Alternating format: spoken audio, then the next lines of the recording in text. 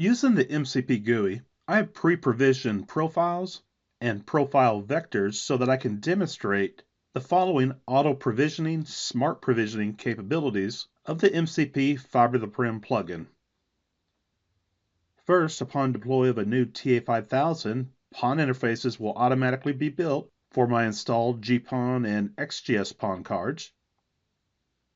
Next, when the technician installs the ONU, not only will the ONU auto-activate, but the ONU UNI interfaces will also automatically be provisioned.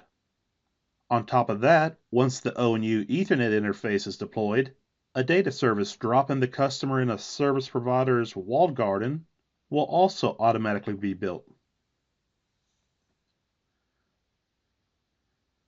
Before we start, let's take a look at the current device and interface objects within MCP. From this inventory network device screen, you can see the new TA5000 object that I just pre-configured, but it has not been deployed yet. Note there are no ONUs displayed here at this point. If we go to the Interfaces tab, we see I also pre-configured the TA5000 Ethernet default interface object, but it also has not been deployed. Note on this screen there are no GPON, XGS PON, or ONU interfaces at this point too. So let's deploy the new TA5000. I've already started the configure process.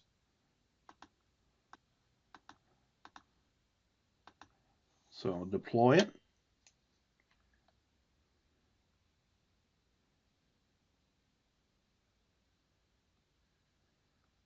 Then we'll activate our new TA5000.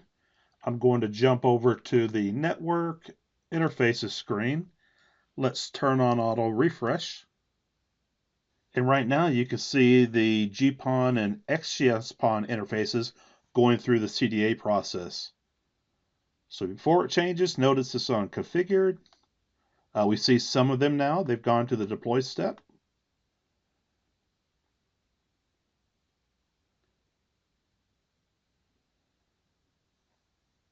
So my GPON cards are in slot 13, 14, and 15, and you can see they've already activated. And then my XGS PON cards are in slots 17 and 18, and they've also activated. So it looks good here. All my PON ports are in an activated state. While here, let me configure my Ethernet default interface that I'd already started. We already configured it. Let me go ahead and deploy it. I'm going to deploy that default interface off the TA5000. I have a lag going to my service provider, so I'll choose my lag. Then we deploy, and then activate it. So again, let's jump over to Inventory, Network, Devices. I have my TA5000. It's activated, ready to go. And then under Interfaces, I now have my PON interfaces active and ready to go. Ursula, one of our technicians, has just connected a SDX621X ONU, and Lee is connected to ONU 411.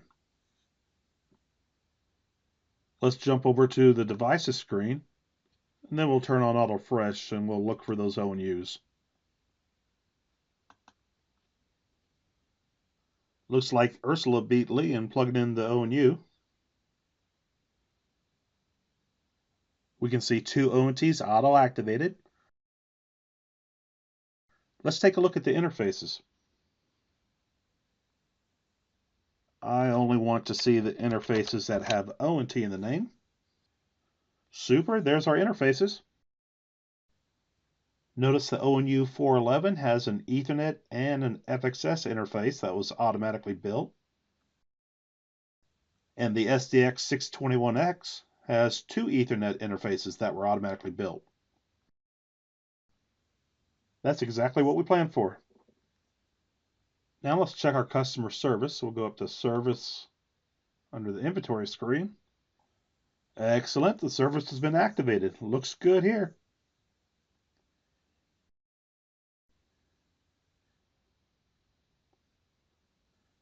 Auto provisioning, smart provisioning can be segmented in any way. If we had only wanted to auto-activate the ONTs, We could have set it up that way.